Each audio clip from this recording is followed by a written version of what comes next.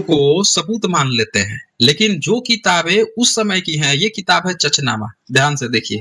और इसमें पहली बार मोहम्मद बिन कासिम के भी आने से पहले ब्राह्मण चच जो है, ये जब राजा बना तो इसने लोहाड़ों और जातों पे बंधन लगा दिए, उनको तलवार नहीं उठाने दिया। आपका आप बोल रहे थे ना कि कैसे बुद्धिज्म डिक्लाइन हुआ, ये आपके ब्राह्मण के राजा बनने के बाद से ऐसे डिक्लाइन हुआ। और इसने ये सारे तमाम लगा दिए लोहाड़ों पे, जो जाट लोग थे उन पे। मखमल रेशमी कपड़ा नहीं पहनेंगे, शरीर के अंदर ऊनी कपड़ा नहीं पहनेंगे, काला ये नहीं बांधेंगे, घोड़ा पर एक काठी लेके नहीं बैठेंगे। तब ब्राह्मणवाद शुरू हुआ। और कुत्ता लेके चलेंगे जहां जाएंगे, ये पूरा आपने कर दिया। अब कहानी आपको हम दिखाते हैं कि ये चचनामा उसी के समय की मानी जाती है जब इन्हीं लोगों ने लिख लिया था इसको। मोहम्मद बिन कासिम आता है तो ये देखिए घेर लेता है किले को। जब किले को घेर लेता है तो यहाँ पे क्या आता है, अचानक किले में से एक ब्राह्मण बाहर आया, ऊंची आवाज में रहम की प्रार्थना करने लगा। किससे?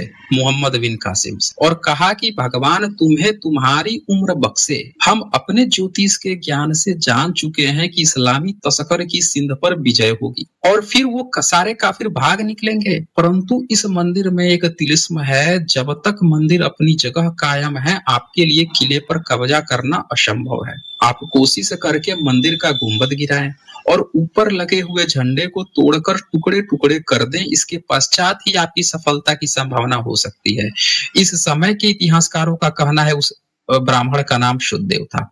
अब देखें लक्ष्मण चौधरी जी, या तो आप इसको नहीं डिनाइड कर सकते हो चचनामा को, क्योंकि ये चचनामा उसी दौर की मानी जाती है, 7वीं 8वीं सदी की जब लिखी गई तब की मानी जाती है। इसकी जो सबसे मैन्युस्क्रिप्ट पाई गई वो 11वीं सदी की पाई गई थी। तो आप वैसे तो वेद को आप प्रमाण मान रहे थे, या वेद की मैन्युस्क्रिप्ट पाई गई है 1464 एडी की, वो तो इसके भी बाद की पाई गई, उसको तो आप प्रमाण मान लिए। लेकिन आप क्या कह रहे थे, उसी समय की।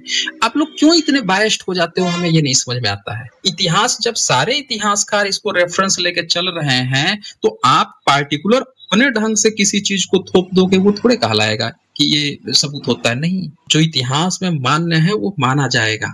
आपके वेद का सबूत नहीं, आपके किसी रामायण महाभारत का सबूत नहीं है 10वीं 12वीं सदी का, और ये किताब जो है 7वीं 8वीं सदी में लिखी गई, आप कह रहे हैं कि आप नहीं मानेंगे, नहीं होता। तो आप पूछ रहे थे ना कि कैसे बुद्धिज्म डिक्लाइन हुआ, ऐसे डिक्लाइन हुआ है।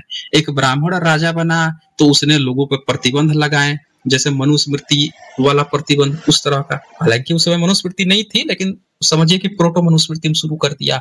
और फिर ये देखिए ब्राह्मण जो है गद्दारी करना शुरू कर दिया।